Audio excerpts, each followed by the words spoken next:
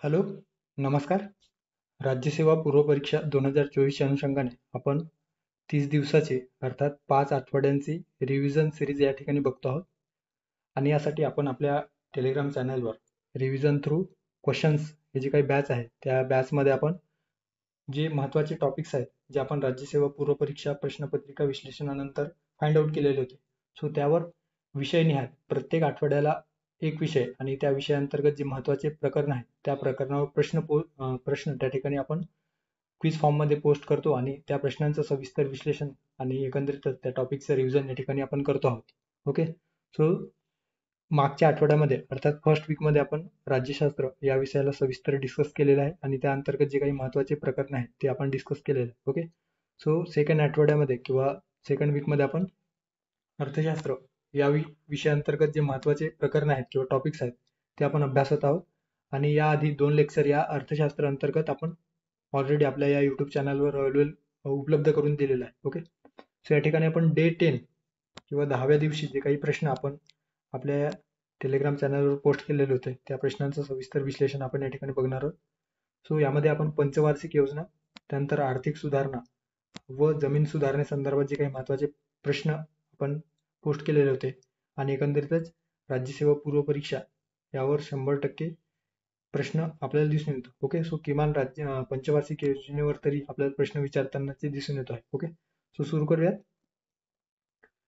आता पहिला जो प्रश्न या ठिकाणी विचारण्यात आलेला आहे तो एकंदरीतच खालील वैशिष्ट्ये कोणत्या पंचवार्षिक योजनेच्या संदर्भात आहेत असा एकंदरीत प्रश्न आपल्याला विचारण्यात आलेला आहे. ओके, सो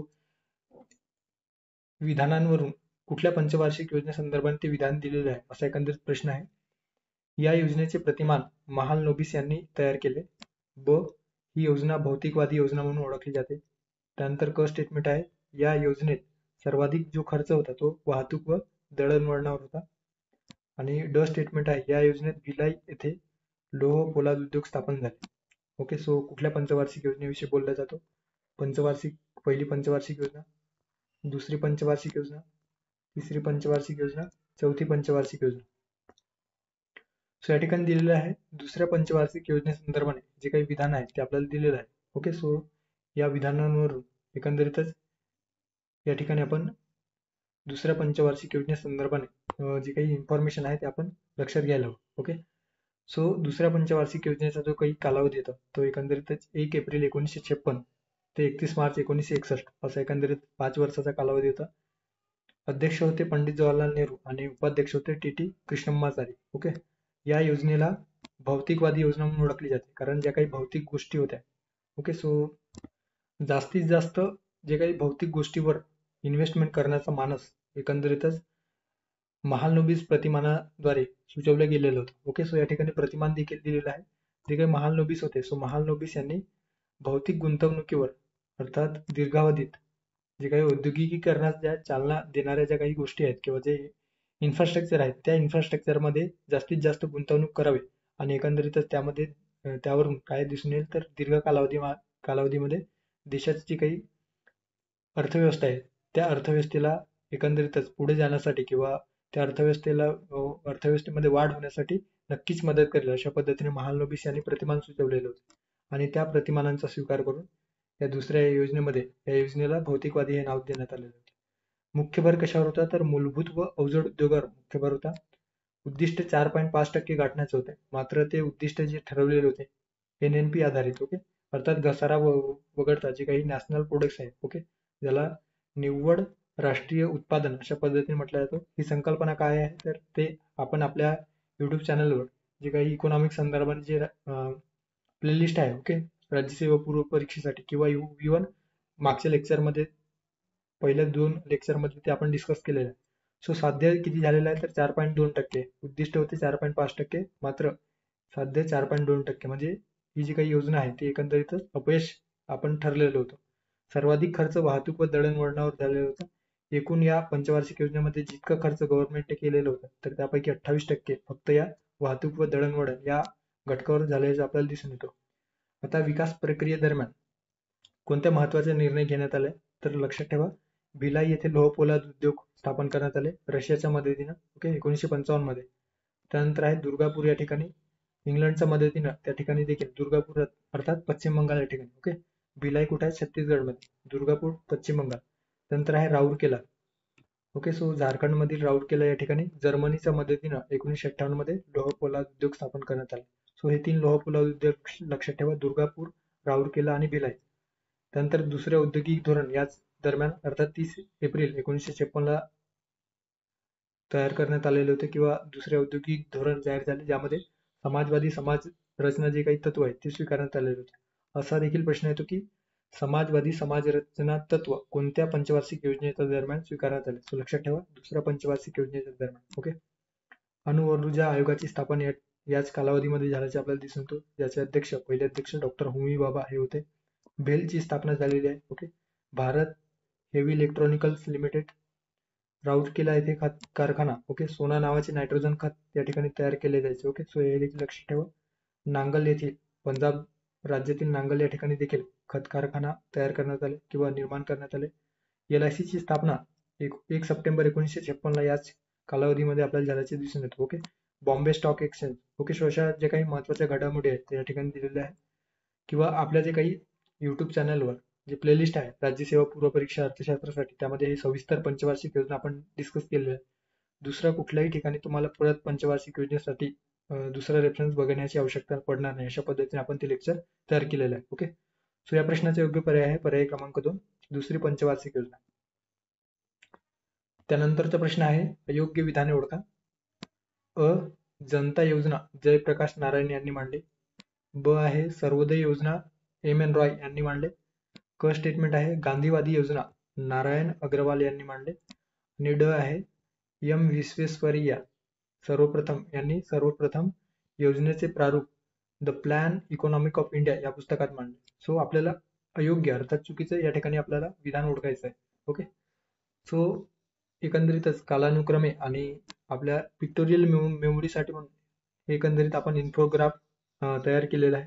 ओके, सो या ठिकाणी तुम्ही बघू शकता विश्वेश्वरैया यांनी सर्वप्रथम 1934 मध्ये ही एकंदरीतच औद्योगिकीकरणावर भर देणारी एक योजना मांडली. ओके, सो पंचवार्षिक योजनेच्या पद्धतीने एक योजना त्यांनी सुचवलेली होती, ज्यामध्ये औद्योगिकीकरणावर जास्त भर देण्यात आल्याचे आपल्याला दिसून येतं. आणि त्यांचं एक बुक होतं, त्याच्यामध्ये प्लॅन इकॉनॉमिक फॉर इंडिया अशा पद्धतीने दिलेलं होतं. Okay, so the plan economic for India किंवा इकॉनॉमिक ऑफ इंडिया, आणि यामध्ये नियोजन करा अथवा नष्ट व्हा. ओके, सो नियोजन करा अथवा नष्ट व्हा, प्लॅन ऑर पेरिश अशा पद्धतीने त्यांनी या ठिकाणी आपल्या पुस्तकात सांगितलेलं होतं. सो 1934 मध्ये लक्षात ठेवा M विश्वेश्वरैया यांनी सर्वप्रथम योजनेचे प्रारूप the plan economic of India या पुस्तकात मांडले. सो ड स्टेटमेंट या ठिकाणी जे दिलेलं आहे ते योग्य असणार आहे. सो जर ड योग्य असेल आणि आपल्याला अयोग्य विचारलेलं आहे, तर आपण ड जे असणारे जे विधान आहे किंवा पर्याय आहे ते आपण एलिमिनेट करू शकतो. आणि एकंदरीतच तीनही पर्याय 1, 2, 3 आपल्याला एलिमिनेट होताना दिसून येतो आणि फक्त पर्याय क्रमांक 4 या ठिकाणी शिल्लक असतो. सो तेच पर्याय या ठिकाणी योग्य असणार आहे. ओके, कारण आपल्याला चुकीचं विचारलेलं होतं. त्यानंतर 1938 मध्ये काँग्रेस योजना आणल्या गेली, जे विशेषतः हरिपूर या अधिवेशनामध्ये ते मांडण्यात आलेले होते. ओके, सो राष्ट्रीय नियोजन समितीची स्थापना या ठिकाणी करण्यात आलेली होती. ओके, सो लक्षात ठेवा 1938. त्यानंतर आहे बॉम्बे प्लॅन. ओके, 8 उद्योगपतींनी मिळून एक योजना सुरू केलेली होती किंवा एकंदरीतच एक प्लॅन तयार केलेला होता, त्याला बॉम्बे प्लॅन म्हटलं गेलेलं आहे. ओके, सो 1944 मध्ये. त्यानंतर आहे गांधी योजना. ओके, सो गांधी योजना कोणी आणलेली आहे, तर गांधी योजना नारायण अग्रवाल. ओके, गांधी योजना नारायण अग्रवाल यांनी मांडलेली आहे. याच्यामध्ये आपल्याला जे काही विशेष भर आहे ते ग्रामविकास आणि कुटीर उद्योग यावर विशेष भर दिल्याचे दिसून येतो. सो गांधी योजना आता आपल्या विधानात दिलेलं होतं क स्टेटमेंट गांधीवादी योजना नारायण अग्रवाल यांनी मांडले. सो क देखील या ठिकाणी योग्य असणार आहे. ओके, सो क जे स्टेटमेंट आहे ते या ठिकाणी योग्य आहे असं आपण म्हणू शकतो. ओके, त्यामुळे क देखील आपल्या पर्यायात येणार नाही कारण आपल्याला अयोग्य विचारलेलं आहे. ओके, त्यानंतर आहे 1945 मध्ये जनता योजना कोणी मांडलेली आहे, सो लक्षात ठेवा जनता योजना मानवेंद्रनाथ रॉय यांनी मांडलेली आहे. आणि या योजनेमध्ये मार्क्सवादी स्वरूपाचे जे काही वैशिष्ट्य आहेत ते आपल्याला दिसून येतात. सो या ठिकाणी जनता योजना जे दिलेलं होतं की जयप्रकाश नारायण ते चुकीचं असणार आहे. या ठिकाणी MN Roy. Okay, so MN Roy यांनी ही योजना मांडलेली आहे. आणि सर्वोदय योजना कोणी मांडलेली आहे, तर लक्षात ठेवा सर्वोदय योजना मांडलेली आहे जयप्रकाश नारायण यांनी. ओके, सो सर्वोदय योजना जयप्रकाश नारायण, ओके, JP नारायण यांनी मांडलेले आहे. त्यामुळे या ठिकाणी अ आणि ब दोन्ही चुकीचं आहे आणि अयोग्य आहे. त्यामुळे आपला पर्याय असणार आहे पर्याय क्रमांक 4 अ आणि ब. ओके, सो चुकीचं असणार आहे अ व ब स्टेटमेंट. सो पर्याय क्रमांक 4 या प्रश्नाचा योग्य पर्याय असणार आहे. त्यानंतर 1950 मध्ये एक पीपल्स प्लॅन म्हणून आलेली होती जे ओके, सो हे देखील 1950 मध्ये नाही, 1950 मध्ये सर्वोदय योजना मांडण्यात आलेली होती. ओके, पीपल्स प्लॅन किंवा जनता योजना मानवेंद्रनाथ रॉय यांनी मांडलेली होती. ओके, सो हे लक्षात ठेवा. पुढे जाऊयात. पुढचा प्रश्न आहे आर्थिक सुधारणा संदर्भात एकंदरीत प्रश्न ठिकाणी विचारण्यात आलेला आहे. ओके, सो नियोजनाचे जे काही वेगवेगळे प्रकार आहेत ते आपण आपल्या पंचवार्षिक योजनेच्या जे काही लेक्चर आहेत त्यामध्ये आपण हे सविस्तर डिस्कस केलेलं आहे, ते तुम्ही जाऊन बघा. खालील योग्य विधाने विचारात घ्या किंवा ओळखा. विधान अ, 1991 नंतर भारताची पंचवार्षिक योजना आदेशात्मक ऐवजी सूचकात्मक बनली. त्यानंतर कारण दिलेलं आहे. आर्थिक संकटातून सावरण्यासाठी देशातील अर्थव्यवस्थेला खुले करावे लागले. सो 1991 नंतर भारताची जी काही पंचवार्षिक योजना आहे ती आदेशात्मक ऐवजी सूचकात्मक का बनली, तर कारण याच्यात दिलेलं आहे बी मध्ये, आर्थिक संकटातून सावरण्यासाठी देशातील अर्थव्यवस्थेला खुले करावे लागले, त्यासाठी ही आदेशात्मक ऐवजी सूचकात्मक बनली का. ओके, असा एकंदरीत या ठिकाणी प्रश्न विचारण्यात आलेला आहे. सो सर्वात आधी आपल्याला आदेशात्मक आणि सूचकात्मक नियोजन म्हणजे काय होतं ते आपल्याला माहिती असणे अपेक्षित आहे. ओके, या ठिकाणी आदेशात्मक नियोजन आणि सूचकात्मक नियोजन. सो आदेशात्मक नियोजन म्हणजे काय, तर जेव्हा एखादी प्लॅन किंवा एखादा नियोजन गव्हर्नमेंटच्या पूर्ण नियंत्रणाखाली जेव्हा चालत असतो किंवा सुरू असतो तर त्याला आदेशात्मक नियोजन म्हटलं गेलेलं आहे. ओके, म्हणजे प्रत्येक बाबतीमध्ये गव्हर्नमेंटचे जे काही क्लिअरन्सेस आहेत त्याला ते पार करावे लागतात किंवा ते पास करावे लागतात. ओके, त्यामध्ये खाजगी क्षेत्राला विशेष जो काही महत्व आपल्याला दिसून येत नाही. ओके, जे काही नियंत्रणाचे किंवा नियमनाचे अधिकार असतात ते गव्हर्नमेंटकडे असतात. सो त्याला आदेशात्मक नियोजन म्हटलं गेलेलं आहे. आणि सरकारचे जे काही कडक धोरणाचे किंवा निवडीचे पालन करणे हे सर्व जे काही स्टेक होल्डर असतात त्यांच्यावर बंधनकारक असतो. ओके, सो त्याला आदेशात्मक नियोजन म्हटलं गेलेलं आहे. सूचकात्मक नियोजन म्हणजे काय, तर अशा विशिष्ट जे काही योजना असतात ते विकेंद्रीकरणाच्या तत्वावर आधारित असतात. विकेंद्रीकरणाच्या तत्वावर म्हणजे काय, तर अधिकारांची वाटणी करणं. जसं गव्हर्नमेंट आदेशात्मक नियोजनामध्ये पूर्ण जे काही नियंत्रण आहे ते आपल्याकडे ठेवत असायचे, मात्र या सूचकात्मक नियोजनामध्ये जे काही खाजगी क्षेत्राला देखील त्यांच्या इनोव्हेशननुसार त्यामध्ये बदल करता येईल किंवा त्यांना देखील महत्त्व देण्यात आलेले होते. सो याला विकेंद्रीकरणाच्या तत्वावर आधारित योजना किंवा सूचकात्मक नियोजन अशा पद्धतीने म्हटलं गेलेलं आहे. सो सरकार खाजगी क्षेत्राला मदत करते एखादी योजना राबवण्यासाठी. जो काही इनिशिएटिव्ह आहे तो खाजगी क्षेत्र त्यामध्ये विशेष रस त्याला घेण्यास गव्हर्नमेंट त्याला प्रवृत्त करू शकतो. ओके, आणि प्रोत्साहन देखील देतो, पण कोणत्याही प्रकारे विशिष्ट निर्देश देत नाही किंवा गव्हर्नमेंटचे जे काही आदेश आहेत त्यांचे पालन करावे किंवा बंधनकारक असेल अशा पद्धतीचे जे काही निर्देश असते तो या सूचकात्मक नियोजनामध्ये देता येत नाही. ओके, सो ते लक्षात ठेवा. सो विकेंद्रीकरणाच्या तत्वावर आधारित असणारी ही योजना आहे. ओके, सो अशा पद्धतीने आदेशात्मक व सूचकात्मक.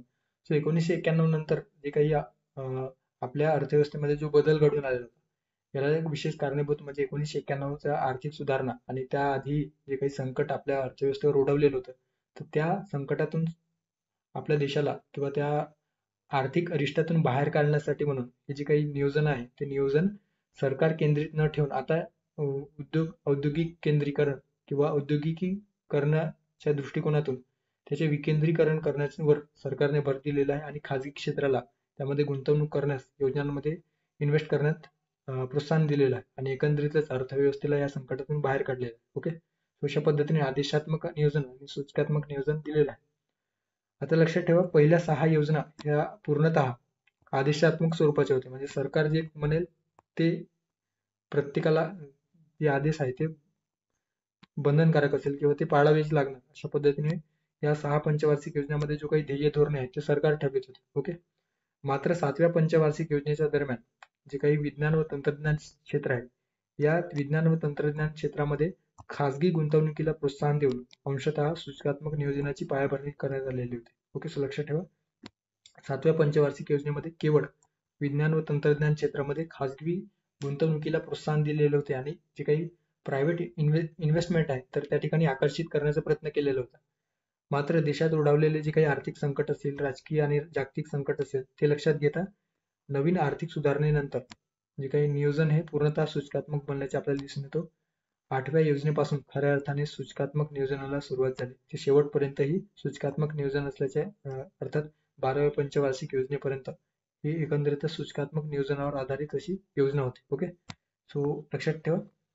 त्या ठिकाणी दिलेलं होतं की 1991 नंतर भारताची पंचवार्षिक योजना आदेशात्मक ऐवजी सूचकात्मक बनली. कारण काय आहे तर आर्थिक संकटातून सावरण्यासाठी आणि देशातील अर्थव्यवस्थेला खुले करावे लागले त्यासाठी. ओके, सो हे दोन्ही विधान अ हे बरोबर आहे आणि ब या विधानाचे म्हणजे ए या विधानाचे कारण आहे. ओके, त्यामुळे पर्याय क्रमांक 1 या प्रश्नाचा योग्य पर्याय असणार आहे. विधान ए व बी दोन्ही बरोबर व बी हे ए चे कारण आहे. ओके, सो अशा पद्धतीने आपण आयोगाच्या जे काही प्रश्न विचारण्याच्या जे काही टेक्निक्स आहेत त्यानुसार देखील आपण हे प्रश्न या ठिकाणी तयार केलेले होते. ओके, त्यानंतरचा प्रश्न आहे खालील योग्य विधाने विचारात घ्या किंवा विधान ओळखा. अ नियोजन आयोगाची स्थापना 15 मार्च 1951 ला झाली. त्यानंतर ब आहे या आयोगाचे पहिले उपाध्यक्ष गुलजारीलाल नंदा हे होते. क राष्ट्रीय विकास परिषदेची स्थापना 6 ऑगस्ट 1952 ला झाली. आणि ड आहे नीती आयोगाची स्थापना 1 जानेवारी 2015 ला झाली. सो योग्य विधान दिले आपल्याला ओळखायचं आहे. ओके, सो या ठिकाणी अ स्टेटमेंट दिलेलं होतं की नियोजन आयोगाची स्थापना 15 मार्च 1951 ला झाली का, तर चुकीचं आहे. कारण नियोजन आयोगाची स्थापना एकंदरीतच या ठिकाणी आपल्याला दिसून येतो 15 मार्च 1950 ला. ओके, सो 51 नसून ते 50 आहे. त्यामुळे अ जे स्टेटमेंट आहे ते अ स्टेटमेंट आपल्याला या ठिकाणी चुकीचं दिसून येत आहे. ओके, आणि आपल्याला विचारलेलं होतं योग्य. ओके, सो अ स्टेटमेंट असणारा किंवा अविधान असणारा जो पर्याय आहे आपण एलिमिनेट करू शकतो. सो पर्याय क्रमांक 1, पर्याय क्रमांक 2 आणि पर्याय क्रमांक 3 हे तीनही पर्याय या ठिकाणी बाद होतो आणि आपल्याला जो काही योग्य पर्याय आहे तो पर्याय आपल्याला मिळतो आहे. ओके, सो पर्याय क्रमांक 4 या प्रश्नाचा योग्य पर्याय असणार आहे. ओके, सो अशा पद्धतीने देखील आपण प्रश्न योग्य उत्तरापर्यंत पोहोचू शकतो. सो नियोजन आयोगासंदर्भात थोडक्यात या ठिकाणी रिवाइज करूया. नियोजन आयोग एक बिगर घटनात्मक अर्थात नॉन कॉन्स्टिट्युशनल आणि नॉन स्टॅट्युटरी अर्थात कुठल्याही कायद्याद्वारे याची स्थापना करण्यात आलेली नाही. तर हे पंतप्रधानांचे जे काही अध्यक्षतेखाली मंत्रिमंडळ असते तर या मंत्रिमंडळाच्या निर्णयानुसार या नियोजन आयोगाची स्थापना करण्यात आलेली आहे. विशेषतः 1950 मध्ये एक सल्लागार मंडळ म्हणून या आयोगाची स्थापना करण्यात आलेली होती. आणि टॉप डाऊन अप्रोच या एकंदरीतच ओके, टॉप डाऊन म्हणजे वरतून खालच्या दिशेने जे काही विकासाचे जे प्रवाह आहेत ते होईल अशा पद्धतीने निर्णय घेणारी एक संस्था म्हणून ही विकसित झालेली होती. याच्या अगदी विरुद्ध आता सध्या जे काही नीती आयोग आहेत ते बॉटम अप अप्रोच आहे. म्हणजे विकेंद्रीकरणाचे जे काही तत्व आहेत ते स्वीकारून खालून वरच्या दिशेने विकासाची जी काही गती आहे ती वाढवणे अशा पद्धतीने बॉटम अप अप्रोच ही नीती आयोगाचे आपल्याला दिसून येतो. ओके, सो लक्षात ठेवा नीती आयोग. मात्र टॉप डाऊन अप्रोच जे होते ते नियोजन आयोगाचे होते. ओके, सो यावर देखील आयोग मुख्य परीक्षेत प्रश्न विचारतो. अध्यक्ष कोण होते तर पंतप्रधान पंडित नेहरू हे अर्थात जे काही नियोजन आयोगाचे अध्यक्ष कोण असतात तर पंतप्रधान असतात. आणि इव्हन नीती आयोगाच्या मध्ये नीती आयोग या संस्थेमध्ये देखील पंतप्रधान हे अध्यक्ष असतात. ओके, पहिल्या नियोजन आयोगाचे जे उपाध्यक्ष होते ते गुलजारीलाल नंदा होते. ओके, आणि इतर जे काही मंत्री आहेत ओके कॅबिनेटमध्ये ते देखील याचे सदस्य असतात. कार्य काय असतो तर नैसर्गिक संसाधने असतील, मानवी संसाधने, भांडवल, भौतिक संसाधने यांचे मूल्यमापन करून सुयोग्य, समतोल आणि कार्यक्षम वापर करण्यासाठी सूचना देणे किंवा सल्ला देण्याचे कार्य नियोजन आयोगाचे असते. ओके, केंद्र व राज्यांना नियोजनाच्या आखणीमध्ये तसेच अंमलबजावणीमध्ये मार्गदर्शन व सल्ला देणे, ओके मार्गदर्शन करणे आणि सल्ला देणे. सो अशा पद्धतीने वेगवेगळे नियोजनातील उद्दिष्ट आहेत ते ठराविक टप्पे गाठण्यासाठी वेगवेगळे कार्य या नियोजन आयोगाच्या मार्फत करण्यात येत असे. ओके, सो ते नियोजन आयोगाच्या जागी अलीकडे नीती आयोग 1 जानेवारी 2015 ला स्थापन झाले आहे. सो लक्षात ठेवा नीती आयोगाची स्थापना 1 जानेवारी 2015. ओके, त्यानंतर आहे राष्ट्रीय विकास परिषद. राष्ट्रीय विकास परिषदेची स्थापना 6 ऑगस्ट 1952 ला करण्यात आलेली आहे. ओके, आता हे देखील एक बिगर घटनात्मक आणि बिगर वैधानिक संस्था आहे. ओके, म्हणजे राज्यघटनेमध्ये या राष्ट्रीय विकास परिषदेचा उल्लेख नाहीच. सोबतच जे काही कायदेशीर किंवा संसदेने कायदा करून या राष्ट्रीय विकास परिषदेची स्थापना केलेली नाही. तर हे देखील पंतप्रधानांच्या अध्यक्षतेखाली मंत्रिमंडळाने आपल्या निर्णयांच्या आधारे या राष्ट्रीय विकास परिषदेची स्थापना केलेली आहे. आता नियोजन आयोगाला मार्गदर्शक सूचना देण्याचे कार्य ओके नियोजन आखताना कुठल्या गोष्टीवर अधिक भर देणे आणि कोणत्या जे काही तत्व आहेत किंवा कोणत्या उद्दिष्टांचा समावेश करणे यासाठी जे काही मार्गदर्शक सूचना आहे सो नियोजन आयोगाला देण्याचे कार्य या राष्ट्रीय विकास परिषदेच्या मार्फत केले जायचे. ओके, सो नियोजन आयोगापेक्षा वेगळी आणि व्यापक यंत्रणा आपण म्हणू शकतो. सो नियोजन आयोगापेक्षा वरच्या स्तरावर आणि राष्ट्रीय विकास परिषद ज्या पद्धतीने एखादी योजना राबवायची आहे तर त्या योजनेसाठी कुठल्या गोष्टी महत्वाच्या आहेत त्या पद्धतीने नियोजन आयोगाला निर्देश द्यायचे आणि नियोजन आयोग त्या पद्धतीने जे काही पंचवार्षिक योजना आहे ते राबवत असते. ओके, याचे देखील अध्यक्ष पंतप्रधान असतात किंवा सध्या हे जे काही राष्ट्रीय विकास परिषद आहे ते बरखास्त झालेले आहे, त्यामुळे लक्षात ठेवा अध्यक्ष हे पंतप्रधान असायचे. कॅबिनेट मंत्री, केंद्रीय कॅबिनेट मंत्री, राज्यांचे मुख्यमंत्री यात असायचे. केंद्रशासित प्रदेशांचे प्रशासक, नियोजन आयोगाचे सदस्य देखील या ठिकाणी असायचे. ओके, आता राष्ट्रीय विकास परिषदेची जी काही पुनर्रचना आहे ती 7 ऑक्टोबर 1967 ला परत करण्यात आलेली होती. ओके, ज्यामध्ये देशातील विकासात्मक धोरण ठरवणारी सर्वोच्च यंत्रणा म्हणून या राष्ट्रीय विकास परिषदेला दर्जा प्राप्त झालेला होता. ओके, या ठिकाणी जे काही कार्य आहेत या राष्ट्रीय विकास परिषदेचे ते दिलेले आहे ते तुम्ही वाचून घ्या. ओके, प्रश्नात आपल्याला दिलेलं होतं नियोजन आयोगाची स्थापना 15 मार्च 1951 चुकीचं आहे, 15 मार्च 1950 ला झालेली आहे. ओके, त्यामुळे जे स्टेटमेंट आहे ते चुकीचं आहे, आपल्याला योग्य विचारलेलं होतं. सो जर आपण एलिमिनेट केलं तर पर्याय क्रमांक 4 आपल्याला मिळून जातोय. ब आहे या आयोगाचे पहिले उपाध्यक्ष गुलजारीलाल नंदा हे होते. सो ते बरोबर आहे, आपण बघितलेलं आहे. राष्ट्रीय विकास परिषदेची स्थापना 6 ऑगस्ट 1952 ला झाली का? सो हे देखील आपण या ठिकाणी बघितलेलं आहे, 6 ऑगस्ट 1952. त्यामुळे क देखील या ठिकाणी योग्य असणार आहे. नीती आयोगाची स्थापना 1 जानेवारी 2015 ला झाली. सो ड देखील या ठिकाणी योग्य असणार आहे. ओके, सो लक्षात ठेवा नीती आयोगाची स्थापना 1 जानेवारी 2015 ला करण्यात आलेली आहे. पुढे जाऊया. पुढचा प्रश्न आहे कोणते प्रतिमान बिग पुश थेअरी या सिद्धांतावर आधारित होते असा एकंदरीत प्रश्न या ठिकाणी विचारण्यात आलेला. ओके, महालनोबिस प्रतिमान, ॲलन व अशोक रुद्र प्रतिमान, त्यानंतर आहे ब्रह्मानंद व वकील प्रतिमान आणि हेराल्ड व डोमर प्रतिमान. ओके, सो या ठिकाणी लक्षात ठेवा जी काही पहिली पंचवार्षिक योजना होती ज्याचा एकंदरीत कालावधी 1 एप्रिल 1951 ते 31 मार्च 1956 असा होता. अध्यक्ष पंतप्रधान हे होते त्यावेळचे जवाहरलाल नेहरू, उपाध्यक्ष गुलजारीलाल नंदा. या योजनेला पुनरुत्थान योजना म्हणून ओळखला जातो आणि जो काही मुख्य भर होता या योजनेचा तो कृषी क्षेत्रावर मुख्य भर किंवा शेती क्षेत्रावर जास्त भर असल्याचे आपल्याला दिसून येतो. ही जी काही योजना होती ती एकंदरीतच पुनरुत्थान योजना आणि या योजनेचे जे उद्दिष्ट ठरवण्यात आलेले होते ते आर्थिक वृद्धी दर 2.1% गाठणे असा वृद्धी दर होता आणि जे काही साध्य झालेलं आहे ते 3.6% एवढा जे काही NNP आधारित वृद्धी दर आपल्याला साध्य झालेलं होतं. ओके, त्यामुळे हे सक्सेसफुल झालेली योजना आपण म्हणू शकतो. ओके, सो लक्षात ठेवा यामध्ये विशेष जो काही खर्च झालेला होता किंवा सर्वाधिक खर्च कृषी व सिंचनावर असा खर्च या ठिकाणी झालेला होता. आता याच्या योजनेच्या दरम्यान जे काही प्रतिमान वापरलेले गेलेले होते तर हेरॉड व डोमर यांचं बिग पुश मॉडेल जे काही प्रतिमान आहे ते वापरले गेलेले होते. यामध्ये जी काही मोठी गुंतवणूक आहे अर्थव्यवस्थेत मोठी भांडवल गुंतवणूक करणे अशा पद्धतीची शिफारस या हेरॉड व डोमर प्रतिमान या प्रतिमानांतर्गत देण्यात आलेलं होतं. आता जे काही भांडवली वस्तू आहेत सो भांडवली वस्तूच्या निर्मितीसाठी जास्तीत जास्त गव्हर्नमेंटने गुंतवणूक करावी. सो येणाऱ्या 5 वर्षामध्ये भांडवली वस्तूवर जेवढी जास्त गुंतवणूक करता येईल तेवढं त्याचा पुढच्या म्हणजे जे काही लॉंग टर्म उद्दिष्ट ठेवून ते गाठता येईल किंवा अर्थव्यवस्थेचा विकास करता येईल. बाहेरच्या देशावर आपल्याला भांडवली वस्तूसाठी अवलंबून राहावं लागणार नाही अशा पद्धतीची शिफारस या प्रतिमानांतर्गत करण्यात आलेली होती आणि याला बिग पुश मॉडेल म्हणजे जोराचा जो काही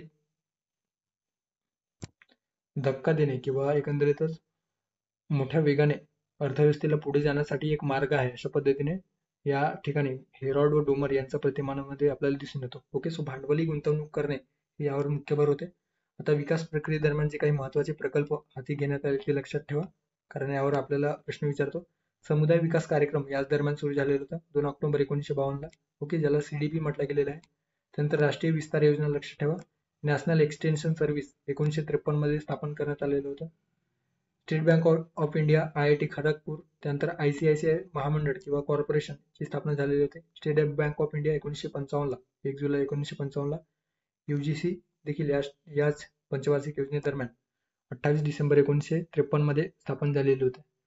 त्यानंतर भाकरा नांगल प्रकल्प सतलज नदीवर 1955 मध्ये.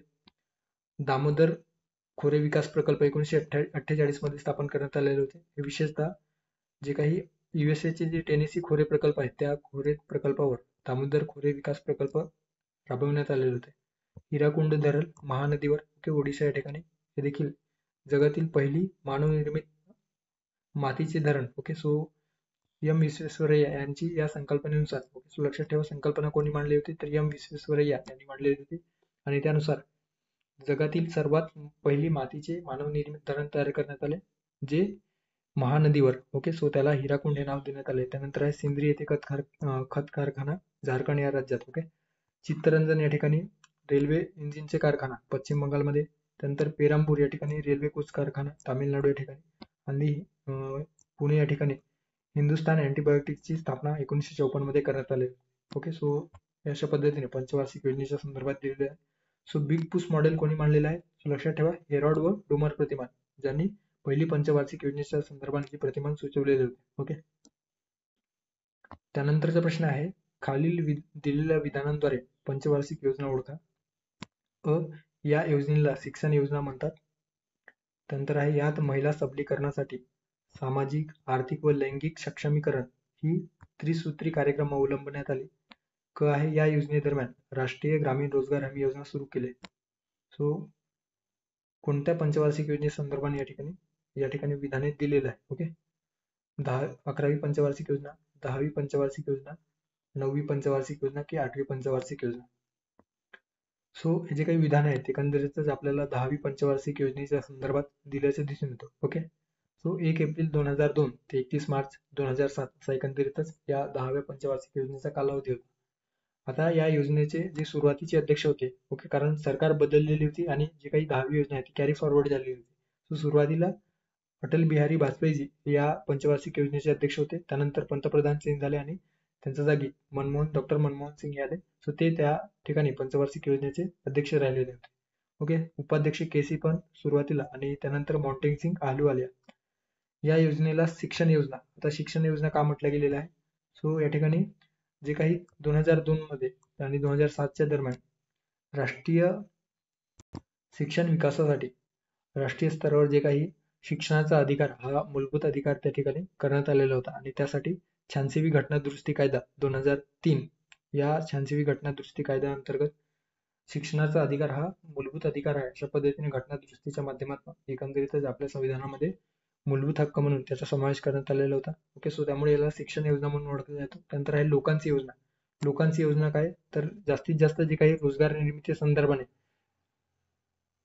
त्यामध्ये महिला सबलीकरण असेल, कृषी क्षेत्राच्या संदर्भात असेल, दारिद्र्य निर्मूलन असेल, सो त्या अनुषंगाने एकंदरीत लोकांसाठी योजना सुरू करण्यात आलेली होती किंवा लोकांच्या दृष्टिकोनातून फार महत्वाची योजना आहे म्हणून याला लोकांची योजना देखील म्हटलं गेलेलं आहे. उद्दिष्ट किंवा वार्षिक वृद्धी दर होता 7.9% गाठणे. ऍक्च्युअल जे काही साध्य झालेलं आहे ते 7.7%, म्हणजे जे काही योजना आहेत एकंदरीतच अनसक्सेसफुल ठरलेले आहे. सो अनसक्सेसफुल ठरलेले आहे, तरी जे काही वृद्धी दर आहे ते जवळपास आपण त्या वृद्धी दर गाठण्याचा जवळपास आपण साध्य केलेलं होतं. यामध्ये दारिद्र्य निर्मूलन, कृषी क्षेत्राला गाभा क्षेत्र म्हणून या ठिकाणी दर्जा देण्यात आलेला होता. महिला सबलीकरण असेल, रोजगार निर्मिती, औद्योगिक उत्पादनामध्ये 10% वृद्धी दर गाठणे याचे लक्ष होते. विकास प्रक्रियेदरम्यान जे काही महत्वाचे प्रकल्प आहेत त्याच्यामध्ये FRBM कायदा या ठिकाणी पारित करण्यात आलेला होता. त्यानंतर आहे मुलींच्या प्राथमिक शिक्षणासाठी राष्ट्रीय योजना. सो हे देखील जुलै 2003 मध्ये सुरू करण्यात आलेलं होतं. त्यानंतर आहे राष्ट्रीय कामाच्या बदल्यात अन्न योजना, national food for work programme. 14 November 2004 मध्ये सुरू करण्यात आलेलं होतं. राष्ट्रीय ग्रामीण आरोग्य मिशन 12 एप्रिल 2005 ला. त्याच दिवशी जननी सुरक्षा कार्यक्रम देखील 12 एप्रिल 2005 ला सुरू करण्यात आलेलं होतं. भारत निर्माण योजना. सो लक्षात ठेवा, भारत निर्माण योजना पूर्व परीक्षेसाठी महत्वाची योजना आपण म्हणू शकतो, कारण यावर आयोगाने याआधी देखील पूर्व परीक्षेत प्रश्न विचारलेला आहे.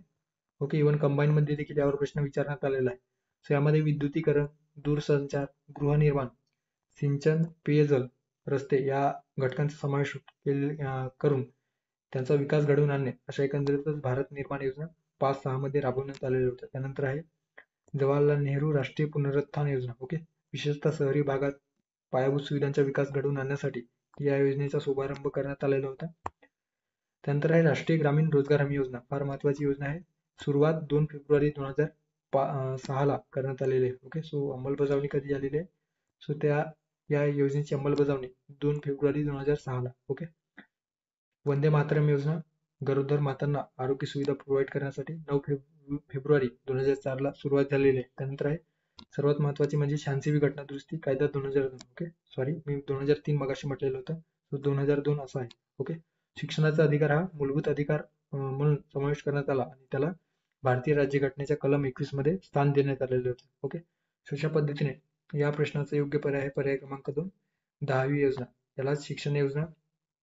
त्यानंतर आहे सामाजिक, आर्थिक व लैंगिक सक्षमीकरण करण्यासाठी त्रिसूत्री कार्यक्रम, विशेषतः महिलांसाठी. हे आपण या ठिकाणी बघितलेलं आहे, ज्यामध्ये मुलींच्या प्राथमिक शिक्षणासाठी राष्ट्रीय योजना, राष्ट्रीय ग्रामीण आरोग्य मिशन, त्यानंतर जननी सुरक्षा योजना, वंदे मातरम योजना, या जे काही योजना आहेत ते महिलांसाठी सुरू करण्यात आलेल्या होत्या. त्यामुळे एकंदरीत सक्षमीकरण, लैंगिक सक्षमीकरण घडवून आणण्याची योजना आपण म्हणू शकतो.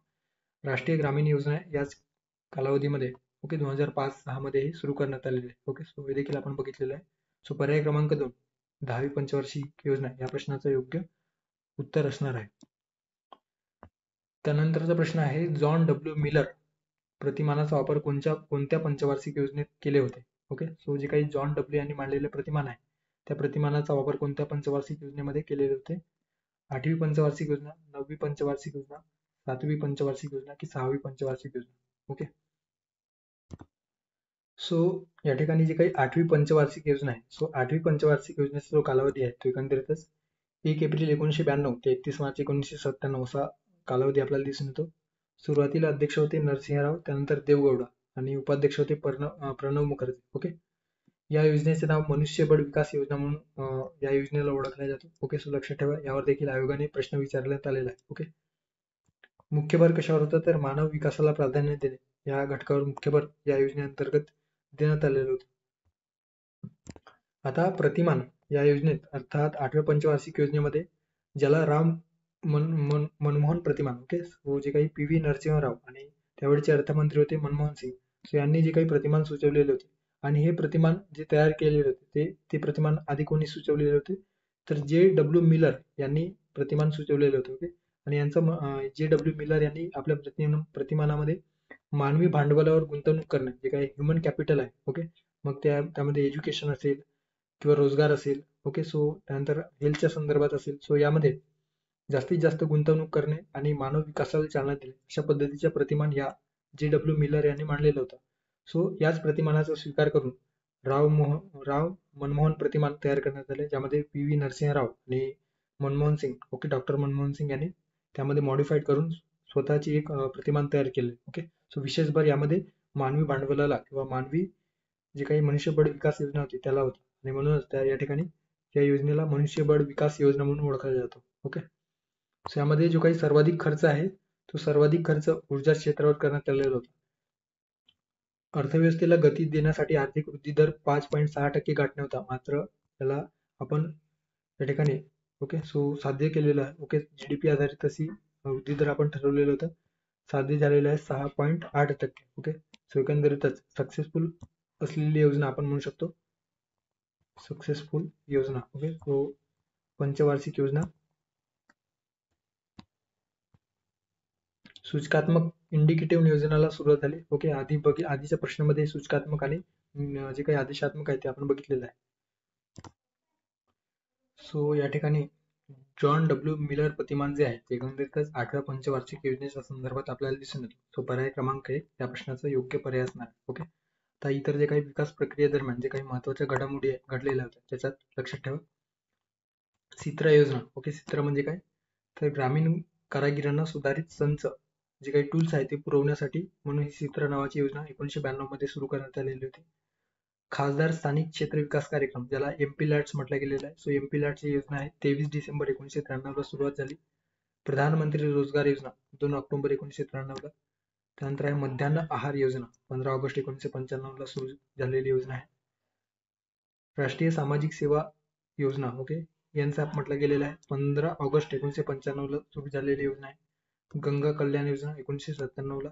त्यानंतर आहे संगम योजना, ओके, जे काही अपंग व्यक्ती गटाला स्वयंरोजगारासाठी 15,000 रुपयाची मदत या गंगा कल्याण संगम योजनेअंतर्गत देण्यात यायची.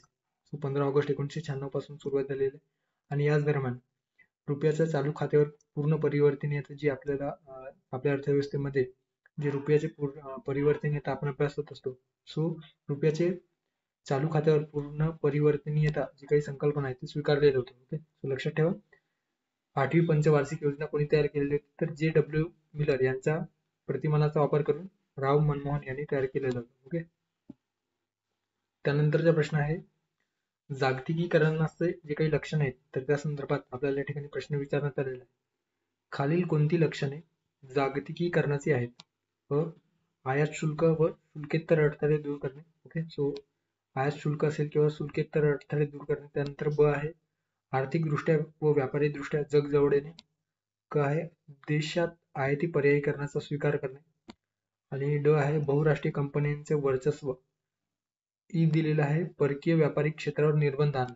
ओके, सो कुठला विधान या ठिकाणी जागतिकीकरणाची योग्य अप्रोप्रिएट आहे असं आपण म्हणू शकतो. ओके, सो एकंदरीतच आपल्या बेसिक नॉलेजच्या आधारावर किंवा अंडरस्टँडिंगवर हे प्रश्न आपण सॉल्व्ह करू शकतो. आता या ठिकाणी जो काही आयाती पर्यायीकरण हे शब्द आहेत, आयाती पर्यायीकरण म्हणजे काय, तर एखाद्या देशातून आपण जर एखाद्या वस्तू आपल्या देशामध्ये आयात करत असू, सो त्या आयात करण्यापेक्षा आपल्या देशामध्ये त्या वस्तूसारखी दुसरी वस्तू आपण तयार करणे यालाच आयाती पर्यायीकरण म्हटलं गेलं. ओके, सो फॉर एक्झाम्पल जर आपण चीनमधून जर आपण साखर आयात करत असू, ओके, तर त्यापेक्षा साखर आयात करण्यापेक्षा जर आपण भारतामध्ये गुळाची निर्मिती केली, विशेषतः चहासाठी, ओके, सो जर आपण गुळ तयार केलं, ओके, गुळ निर्मितीला प्राधान्य दिलं, सो त्याला आयाती पर्यायीकरण आणि जी काही साखरेची गरज आहे ती गुळ पूर्ण करणार, सो यालाच आयाती पर्यायीकरण म्हटलं गेलेलं आहे. जर आपण आयाती पर्यायीकरण स्वीकारले तर जे काही आंतरराष्ट्रीय स्तरावर जे जागतिकीकरण आहे ते कुठेतरी त्याला जे काही वेग आहे ते मंदावेल किंवा जागतिकीकरणाची जी काही संकल्पना आहे ती प्रतिबंधित होईल. त्यामुळे आयातिक पर्यायीकरण या ठिकाणी आपण स्वीकारणार नाही किंवा हे जागतिकीकरणाचे लक्षणे असू शकत नाही. त्यानंतर बहुराष्ट्रीय कंपन्यांचे वर्चस्व आपल्याला दिसून येतो, बरोबर आहे. आता ई दिलेला आहे याच्यात परकीय व्यापारी क्षेत्रावर निर्बंध आणणे. जर परकीय व्यापारी क्षेत्रावर निर्बंध आणले तर आपण जे काही इतर देशांची आपण योग्य पद्धतीने व्यापारी जो ट्रेडिंग आहे इंटरनॅशनल ट्रेड तो व्यवस्थित होणार नाही आणि आंतरराष्ट्रीय व्यापारावर जी काही जागतिकीकरणाची संकल्पना आहे ती व्यवस्थित संपूर्ण देशामध्ये किंवा संपूर्ण जगामध्ये ती जागतिकीकरणाचे जे काही त्या अंतर्गत वेगवेगळे जे काही इनिशिएटिव्ह आहेत, ओके, सो ते योग्यरित्या राबविता येणार नाही. त्यामुळे परकीय व्यापारीकरण देखील या जागतिकीकरणाचे किंवा परकीय व्यापारी क्षेत्रावर निर्बंध हे देखील या जागतिकीकरणाच्या लक्षणे असू शकत नाही. ओके, सो आयाती पर्यायीकरण आणि परकीय व्यापारी क्षेत्रावर निर्बंध हे दोन्ही या ठिकाणी जागतिकीकरणाचे लक्षण नाही. त्यामुळे क आणि ई, ओके, क आणि ई या जागतिकीकरणाची लक्षणे नाही. मात्र ब अडथळे दूर करणे अ दिलेला आहे, बरोबर आहे. अडथळे दूर करून जे काही आंतरराष्ट्रीय व्यापार आहे त्याला चालना देणे हे जागतिकीकरणाचे लक्षण आहे. आर्थिकदृष्ट्या व्यापारीदृष्ट्या जग जवळ येणे हे देखील लक्षणे आपल्याला दिसून येतं.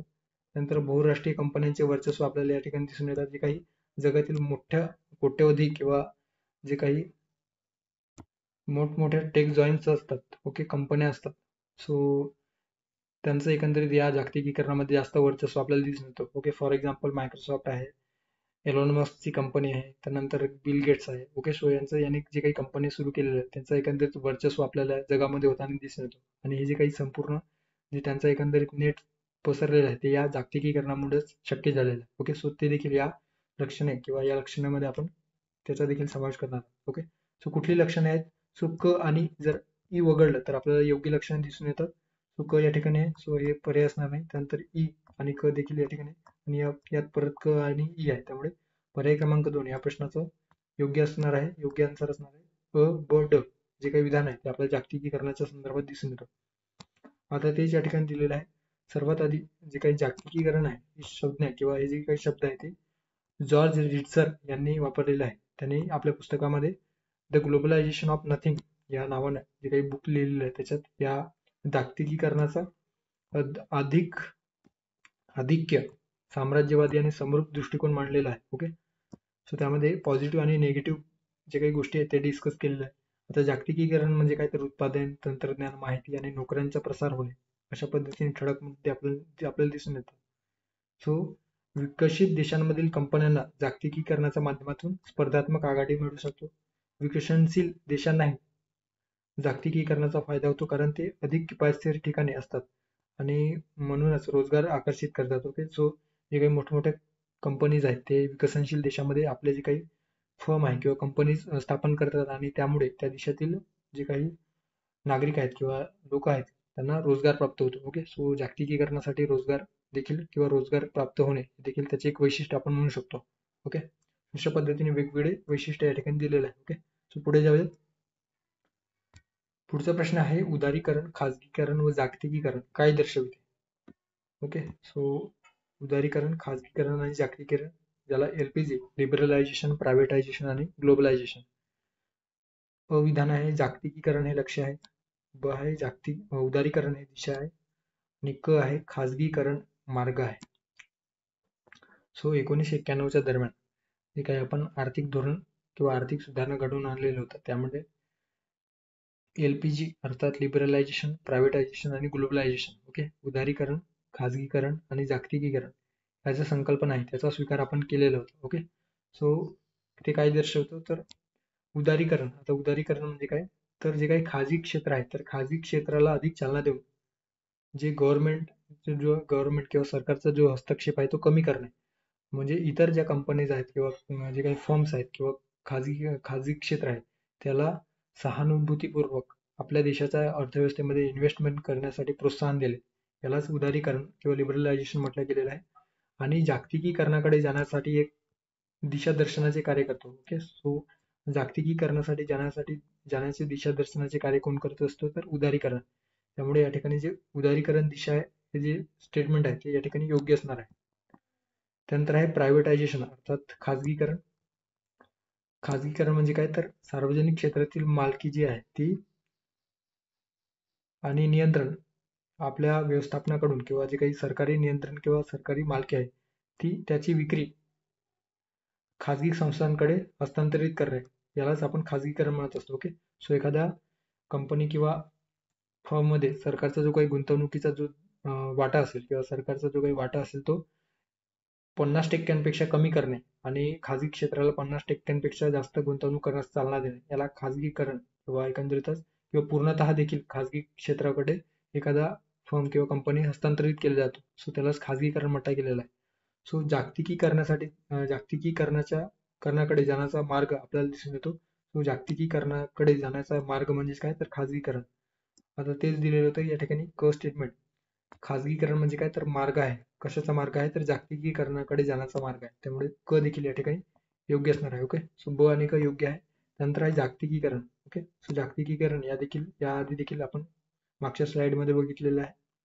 वस्तू, सेवा, माहिती व तंत्रज्ञान, त्यानंतर लोकांचं जे काही अनिर्बंध प्रवासास परवानगी देऊन भारतीय अर्थव्यवस्थेला जागतिक स्तरावर जे काही जागतिक अर्थव्यवस्थेशी जोडण्याचा जो काही सुधारणांचा उद्देश होता तो एकंदरीतच अंतिम उद्देश आणि त्या माध्यमातून जागतिक स्तरावर आपली अर्थव्यवस्था टिकवून ठेवणे हे या जागतिकीकरणाचे लक्ष्य होते. ओके, सो तेच आपल्या अर्थव्यवस्थेचे एक अंतिम ध्येय होते आणि हे गाठण्यासाठी आपण दिशा म्हणून लिबरलायझेशनचा वापर केला, मार्ग आपण खाजगीकरणाचा अवलंब केला आणि जागतिकीकरण गाठायचे होते. सो हे अंतिम लक्ष्य होते. ओके, त्यामुळे या ठिकाणी काय दर्शवतो, तर जागतिकीकरण अंतिम लक्ष्य दर्शवतो, उदारीकरण दिशा दर्शवते, खाजगीकरण मार्ग आहे. ओके, सो वरील सर्व योग्य या प्रश्नाचं योग्य पर्याय असणार. ओके, सो पर्याय क्रमांक ते योग्य आन्सर असणार आहे. त्यानंतरचा प्रश्न आहे 1991च्या आर्थिक अरिष्टाचे कारण कोणते होते, असा एकंदरीत प्रश्न आहे. व्यवहार तुलाचे. ओके, सो या ठिकाणी लक्षात ठेवा व्यवहार तुलाचे संकट निर्माण झाले होते. ब आहे कर्जाचे GDP प्रमाण 55.3% पर्यंत वाढलेले होते. क आहे परकीय चलनसाठा $5.8 बिलियन इतका शिल्लक राहिला. ड भारतीय अर्थव्यवस्था दिवाळखोर बनली. ओके, सो आर्थिक अरिष्ट म्हणजे काय, तर आर्थिक संकट. 1991चे जे काही आर्थिक संकट आहे ते कशामुळे उद्भवलेले होते असा एकंदरीत त्या ठिकाणी प्रश्न विचारण्यात आलेला आहे. सो आपल्याला कारणे कुठली होती ते या ठिकाणी दिलेलं आहे. 1991 मध्ये काही आर्थिक अरिष्टाचे किंवा आर्थिक संकटाचे मुख्य कारणे काही दिलेले आहे, तर परकीय चलनाचा जो काही तुटवडा आहे सो परकीय चलन साठाचा जो काही तुटवडा आहे तो आपल्या भारतीय अर्थव्यवस्थेमध्ये दिसून आला. 1990 पर्यंत जे काही परकीय चलन साठा आहे ती फक्त 5.8 बिलियन इतका शिल्लक राहिलेला होता. आणि विशेषतः म्हणजे जानेवारी 1991 मध्ये त्या सुरुवातीस परकीय चलन साठा फक्त 1.2 बिलियन म्हणजे जवळपास दीड आठवडा ओके. सो साधारणतः 1 किंवा 2 आठवडे पुरेल इतकाच या ठिकाणी जो काही चलन साठा आहे परकीय चलन साठा तो उरलेला होता. ओके. सो आर्थिक चलन साठा परकीय चलन साठा तुटवडा हे देखील या आर्थिक संकटाचे कारण होते. त्यानंतर आहे परकीय कर्ज. परकीय कर्जामध्ये जे काही कर्ज व जीडीपीचे प्रमाण होते ते 55.23% होते. इतका जो काही आपल्यावर कर्ज होता ज्यामध्ये IMF असेल, वर्ल्ड बँक असेल यांच्याकडून आपण घेतलेले लोन, वेगवेगळ्या देशांनी आपल्याला कर्जाच्या स्वरूपात जे मदत केलेलं होतं तर ते एकंदरीतच आपल्या जीडीपीचा 55.23% इतका जो भार आहे तो या कर्जाचे प्रमाण होते. ओके. व्यापार तुटवडा किंवा व्यापार तोल काय होता तर एकंदरीत याच्यामध्ये 1990-91 मध्ये भारताचा जो काही व्यापार तूट आहे तो $9.44 बिलियन. ओके. सो $9.44 बिलियन इतका तुटवडा किंवा डेफिसिट या ट्रेड डेफिसिट आपल्याला झाल्याचं दिसून येतो. राजकीय अस्थिरता. ओके. सो विशेषतः त्या काळामध्ये इंदिरा गांधीजींची हत्या झालेली होती दरम्यानच्या काळात. ओके. त्यानंतर आहे जे सत्ता बदल झालेलं होतं ते सत्ता व्यवस्थित पूर्ण काळ जो टिकून म्हणजे संपूर्ण जो काही टर्म आहे तो पूर्ण करत नव्हता. ओके. सो जोडून तोडून सरकार बनवले जायचे त्यामुळे देखील राजकीय अस्थिरता होती आणि अर्थव्यवस्थेकडे योग्य तो दृष्टिकोन किंवा योग्य तो लक्ष घालणे गरजेचं होतं. मात्र राजकीय अस्थिरतेमुळे ते व्यवस्थित लक्ष देता येत नव्हते आणि ते देखील या आर्थिक अरिष्टाचे कारण आपण कन्सिडर करू शकतो. जागतिक पातळीवर तेलाचे जे काही भाव आहे ते वाढलेले होते. विशेषतः त्यांचे जे काही दर आहे ते वाढलेले होते. ओके. गल्फ युद्धामुळे आणि आंतरराष्ट्रीय बाजारामध्ये या कच्च्या तेलाच्या दरात मोठी वाढ झालेली होती. हे देखील या 1991च्या आर्थिक संकटाचे कारण होते. ओके. सो व्यवहार तोलाचे संकट होते का तर नक्कीच. त्यानंतर आहे कर्जाचे जीडीपीचे जे प्रमाण होते ते 55.3% होते. सो या ठिकाणी दिलेलं आहे 55 जवळपास 23% म्हणजे 3% आसपास. ओके. सो जवळपास 23% किंवा 30%च्या आसपास होते त्यामुळे ब देखील या ठिकाणी योग्य असणार आहे. त्यानंतर आहे परकीय चलन साठा $5.8 बिलियन इतका शिल्लक राहिला. हे देखील बरोबर आहे. आणि भारतीय अर्थव्यवस्थेत दिवाळखोर बनलेली होती का तर नक्कीच भारतीय अर्थव्यवस्था त्यावेळेस दिवाळखोर बनलेली होती. ओके. कारण आपल्यावर कर्जाचा मोठा बोजा होता आणि कुठलीही जे काही यंत्रणा आहे किंवा कुठलाही आंतरराष्ट्रीय संस्था आहे ते आपल्याला कर्ज देण्यास तयार नव्हते जोपर्यंत आपण आर्थिक सुधारणांचा जो काही अवलंब करणार नाही, जे काही सरकारी क्षेत्र खाजगी क्षेत्रासाठी खुले करणार नाही तोपर्यंत कुठलंही ऑर्गनायझेशन आपल्याला मदत करणार नाही अशा पद्धतीने स्पष्टपणे सांगण्यात आलेलं होतं आणि त्यावेळेस आपली अर्थव्यवस्था एकंदरीतच दिवाळखोर बनलेली होती. ओके. सो सर्व जे काही कारणे आहेत किंवा या ठिकाणी सर्व विधानांच्या स्वरूपात जे कारण दिलेले आहे ते योग्य आहे. सो पर्याय क्रमांक 1 वरील सर्व योग्य कारणे आहेत. ओके. त्यानंतरचा प्रश्न आहे परत आर्थिक सुधारणांच्या संदर्भात 1991च्या आर्थिक सुधारणेला अनुसरून नवीन जे काही आर्थिक धोरण आहे किंवा आर्थिक सुधारणा धोरण आहे ते कधी जाहीर झाले. 1 एप्रिल 1991, 24 एप्रिल 1991, नंतर 1 एप्रिल 1991, 24 जुलै 1991. ओके. सो भारताने आर्थिक सुधारणा 1991 साली भारताला आर्थिक संकटातून किंवा भारतीय अर्थव्यवस्था जी संकटामध्ये सापडलेली होती तर त्याला बाहेर काढण्यासाठी म्हणून आर्थिक सुधारणांचा अवलंब ज्यामध्ये LPG ओके याआधी बघितलेला आहे. LPG धोरण राबवले गेले होते आणि त्याची अंमलबजावणी 24 जुलै 1991 ला सुरुवात झालेली आहे. ओके. सो 24 जुलै 1991 पासून या आर्थिक सुधारणेची अंमलबजावणी झालेली आहे. त्यामुळे पर्याय क्रमांक 4 24 जुलै 1991 या प्रश्नाचं योग्य आन्सर असणार आहे. ज्यामध्ये विशेषतः परकीय धोरणातील व्यापार सुधारणा झाल्याचे आपल्याला दिसून येतो. ओके. उद्योगांचे नियंत्रण कमी केले गेले, परकीय गुंतवणुकीला प्रोत्साहन दिलं गेलं. ओके. कर प्रणालीमध्ये सुधारणा, परकीय गुंतवणुकीला प्रोत्साहनामध्ये जवळपास अनेक क्षेत्रांमध्ये 100% फॉरेन डायरेक्ट इन्व्हेस्टमेंटला परवानगी देण्यात आलेली होती. बँकिंग क्षेत्रातील सुधारणा असेल, खाजगीकरण ओके आणि वित्तीय क्षेत्रातील सुधारणा अशा वेगवेगळ्या सुधारणा या नवीन आर्थिक धोरणाअंतर्गत स्वीकारण्यात आलेले होते. पर्याय क्रमांक 4 24 जुलै 1991 ला या नवीन आर्थिक सुधारणा जे काही धोरण आहे ते राबवण्यात आलेले होते किंवा अंमलबजावणी सुरू झालेली होती. त्यानंतरचा प्रश्न आहे जमीन सुधारणा संदर्भात प्रश्न विचारण्यात आलेला आहे. जमीन सुधारणा कार्यक्रमात खालील घटकांचा समावेश होतो. भूधारण क्षेत्रावर मर्यादा घालण्यात आली. ब आहे कुळांना मालकी हक्क प्रदान केले. क आहे 1976 मध्ये वेठबिगारी निर्मूलन कायद्याद्वारे वेठबिगारी पद्धत संपवली. आणि ड स्टेटमेंट आहे मध्यस्थांचे उच्चाटन केले. ओके, सो जमीन सुधारणा कार्यक्रमासंदर्भात जे काही विधान आहेत ते कोणत्या घटकांचा समावेश या ठिकाणी होत आहे. सो लक्षात ठेवा, स्वातंत्र्यानंतर, स्वातंत्र्याआधी आपण बघितलेलं आहे ज्यामध्ये कायमधारा पद्धती असेल, रयतवारी पद्धती असेल, ओके, महालवारी, मौजेवारी इत्यादी पद्धती स्वातंत्र्यापूर्वी आपण इतिहासामध्ये अभ्यासतोच आहोत. स्वातंत्र्यानंतर जे काही जमीन सुधारणा झालेली होती त्यामध्ये त्यासाठी एक कुमारप्पन, ओके, सो कुमारप्पन यांच्या अध्यक्षतेखाली जमिनीच्या समस्येकडे लक्ष देण्यासाठी गव्हर्नमेंटने ही समिती गठीत करण्यात आलेली होती. आणि या कुमारप्पन समितीच्या अहवालात भूसंपादनांसह म्हणजे सर्वसमावेशक कृषी सुधारणा करण्यात यावी अशी उपायांची शिफारस त्यांनी केलेली होती. आणि त्यानुसार काही घटक त्यांनी सुचवलेले होते, ज्यामध्ये 4 प्रकारचे जे काही महत्वाचे घटक आहेत किंवा महत्वाचे वैशिष्ट्य आपल्याला या जमीन सुधारणेच्या संदर्भात सांगता येणार आहेत. ज्यामध्ये मध्यस्थांचे उच्चाटन, ओके, ज्यात जमीनदार प्रथेचे निर्मूलन करणे, भाडेकरू अर्थात जे काही कुळांना मालकी हक्क प्रदान करणे,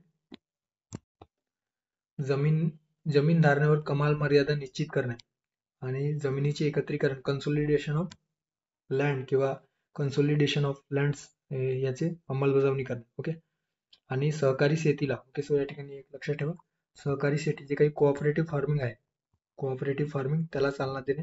अशा पद्धतीने या ठिकाणी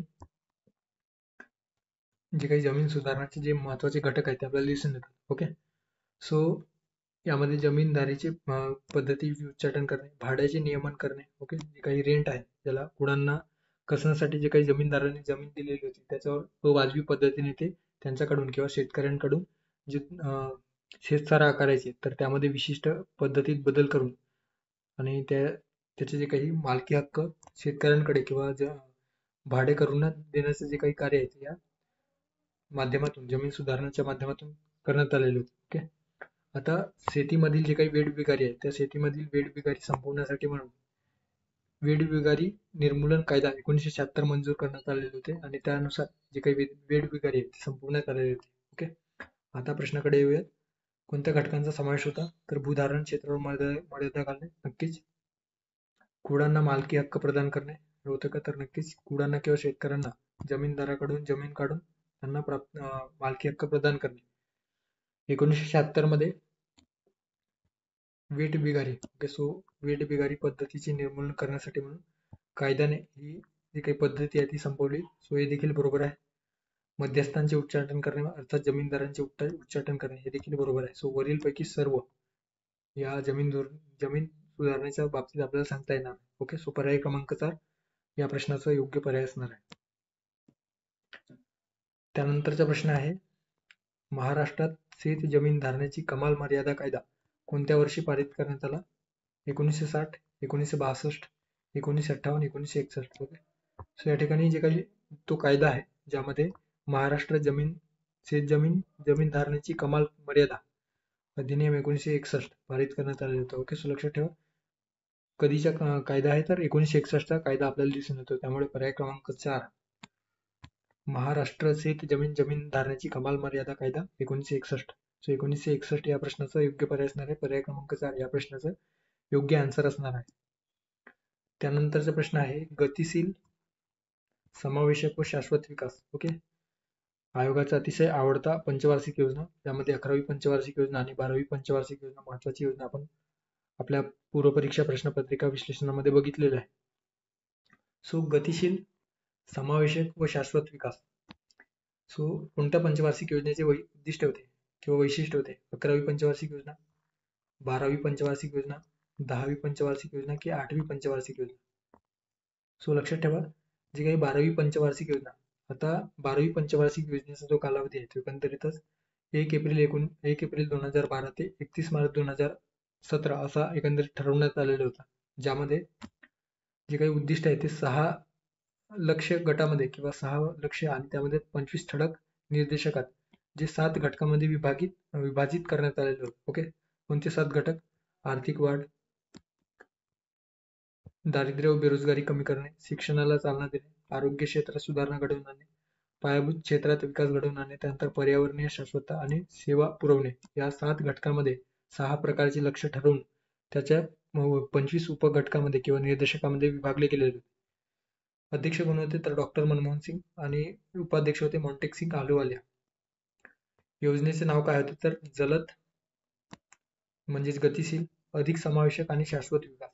आता शाश्वत विकास हे जे काही टर्म आहे ते एकंदरीतच 2012 1992 नंतर जे काही वसुंधरा परिषद 1992 ला झालेली होती, तर 1992 नंतर म्हणजे साधारणतः 20 वर्षांनी परत 2012 मध्ये न्यूयॉर्क या ठिकाणी न्यूयॉर्क नव्हे तर रिओ दी जानेरो. ओके, सो रिओ दी जानेरो ब्राझीलमध्ये.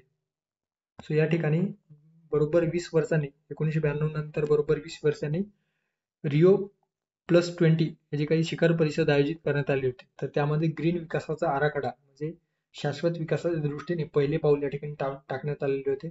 सो त्या अनुषंगाने म्हणून प्रत्येक देशाने तशा पद्धतीचे जे काही इनिशिएटिव्ह आहे ते घेणे गरजेचं होतं. आणि त्याच अनुषंगाने या ग्रीन आराखडा किंवा ग्रीन विकासला चालना देण्यासाठी म्हणून 12वी पंचवार्षिक योजनेच्या दरम्यान अर्थात या 12व्या पंचवार्षिक योजनेमध्ये शाश्वत विकास हा जो काही शब्दप्रयोग करण्यात आला. ओके, सो शाश्वत विकास हा शब्दप्रयोग याच अंतर्गत जे विशेषतः आपल्याला रिओ 20+ मध्ये त्या संदर्भाने चर्चा झालेली होती आणि त्याचा स्वीकार या योजनेत करण्यात आलेला. सो या ठिकाणी शाश्वत विकास या कीवर्डवरून लक्षात ठेवा.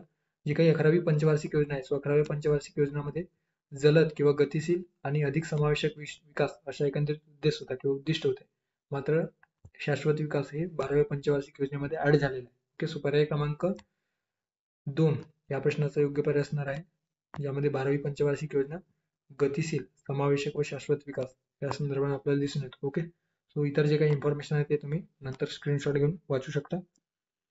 त्यानंतरचा या लेक्चरमधील शेवटचा प्रश्न, खालील विधानांवरून पंचवार्षिक योजना ओळखा. अ, या योजनेला रोजगार निर्मिती जनक योजना म्हणून ओळखले जाते. ब आहे, या योजनेचे प्रतिमान ब्रह्मानंद व वकील यांनी सुचवलेल्या प्रतिमानावर आधारित होते.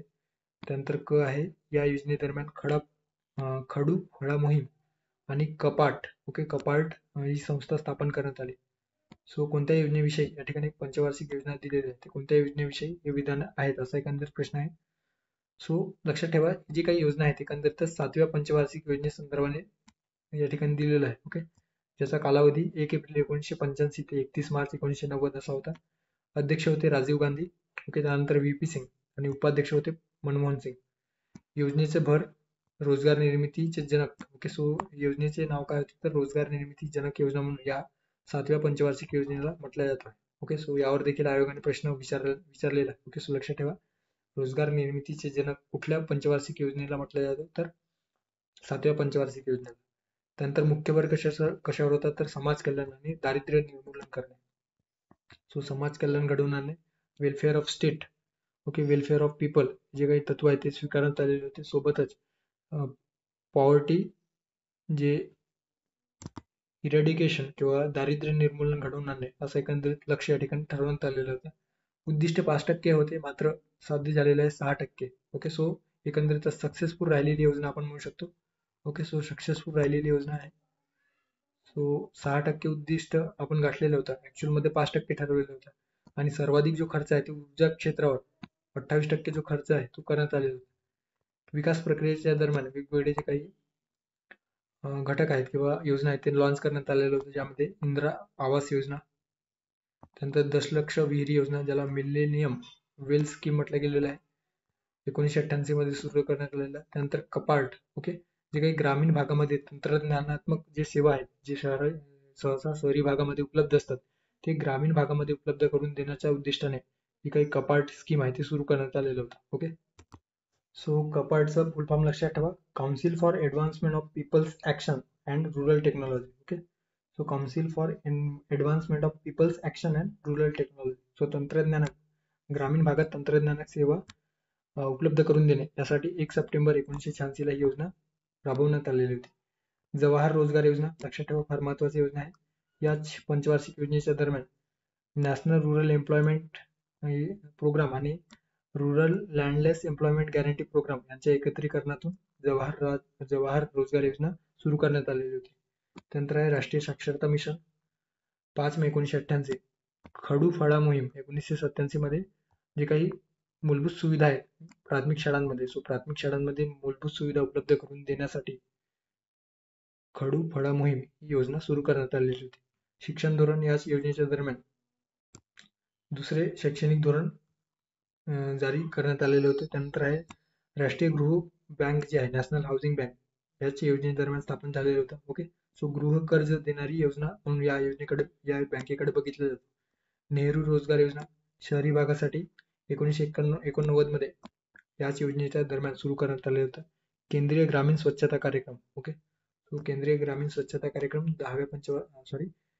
1986 मध्ये या 7व्या पंचवार्षिक योजनेच्या दरम्यान सुरू करण्यात आलेले होते. ओके, आणि यामध्ये ब्रह्मानंद व वकील यांनी सुचवलेले जे काही प्रतिमान आहे त्या प्रतिमानांचा स्वीकार करण्यात आलेला होता, ज्यामध्ये मजुरी वस्तू वेजेस गुड्स मॉडेल त्यांना म्हटले जातं. ओके, सो मजुरी वस्तू प्रतिमान जे काही ग्राहक वस्तू उत्पादनाला चालना देऊन सोबत लोकांना या वस्तू खरेदी करण्यास इतपत रोजगार मिळवणे असा एकंदरीत या योजनेअंतर्गत होता. ओके, थोडक्यात काय तर ब्रह्मानंद व वकील यांनी असं सुचवलेलं होतं की सरकारने एकंदरीतच जे काही मजुरी वस्तू प्रतिमान आहे ग्राहक वस्तू उत्पादनाला जास्तीत जास्त ग्राहक वस्तू उत्पादनाला चालना देणे, जे काही छोट्या छोट्या वस्तू असतील जे ग्राहकांसाठी तर ती आवश्यक असतील, सो त्यामध्ये जास्तीत जास्त इन्व्हेस्टमेंट करणे जेणेकरून त्याची मागणी वाढेल आणि मागणी वाढली तर त्याच्या उत्पादनाला चालना मिळेल आणि त्यामुळे काही तर रोजगार निर्माण. ओके, सो अशा पद्धतीने ब्रह्मानंद व वकील यांनी प्रतिमान सुचवलेलं होतं. ओके, तो कुठल्या पंचवार्षिक योजनेसंदर्भात बोलला जातो? सो 7व्या पंचवार्षिक योजनेसंदर्भात लक्षात ठेवा. रोजगार निर्मिती जनक योजना म्हणून ओळखली जाते. त्यानंतर आहे प्रतिमान ब्रह्मानंद व वकील यांनी सुचवलेलं होतं. आणि खडू फळा मोहीम आणि कपाट. ओके, कपाट जी काही संस्था आहे स्थापन करण्यात आली किंवा इनिशिएटिव्ह आहे ते स्थापन करण्यात आलेले होते. अशा पद्धतीने 15 प्रश्न आपण या ठिकाणी बघितलेले आहे, ज्यामध्ये पंचवार्षिक योजना, त्यानंतर आहे जमीन सुधारणा. ओके, सो जमीन सुधारणेसंदर्भात आणि आर्थिक सुधारणा जे काही टॉपिक आहेत या ठिकाणी आपण ज्यावर आयोग विशेषतः प्रश्न विचारतो त्या ठिकाणी क्लिअर करण्याचा आपण प्रयत्न केलेला आहे. सो आर्थिक सुधारणा 1991. अशा पद्धतीने या ठिकाणी आपण हे जे काही 3 टॉपिक आहेत त्यावर टॉपिकवर 15 प्रश्न फ्रेम करून ते आपण या ठिकाणी सविस्तर डिस्कस केलेलं आहे. आणि जे काही प्रश्न आहेत ते आपण आपल्या टेलिग्राम चॅनलवर क्विज बॅच सुरू केलेला आहे, ज्यामध्ये एकंदरीतच 30 दिवसाची अर्थात 5 आठवड्याची क्विज बॅच असणार आहे, ज्याच्यात राज्यशास्त्र, अर्थशास्त्र, भूगोल, इतिहास व विज्ञान या विषयावर प्रत्येक आठवड्यात म्हणजे 6 दिवसामध्ये 90 प्रश्न या प्रत्येक विषयाचे अशा पद्धतीने 30 दिवसाचं नियोजन 450 प्रश्न आणि त्या प्रश्नांचं सविस्तर विश्लेषण तुम्हाला या टेलिग्राम चॅनलवर उपलब्ध असणार आहे. ओके, सो त्याची विश्लेषणाची PDF त्या ठिकाणी आपण अवेलेबल करून देणार आहोत. आणि जे काही विश्लेषण आहे व्हिडिओज लेक्चर आहे ते युट्यूबवर तुम्हाला पाहायला मिळणार आहे. ओके, सो तुमच्या सोयीनुसार तुम्ही ते बघू शकता. सो अधिक इन्फॉर्मेशनसाठी या टेलिग्राम चॅनलला व्हिजिट करा, त्या ठिकाणी सविस्तर इन्फॉर्मेशन तुम्हाला उपलब्ध होईल. ओके, सो थांबूया या ठिकाणी, भेटूया पुढच्या व्हिडिओमध्ये. थँक्यू, धन्यवाद.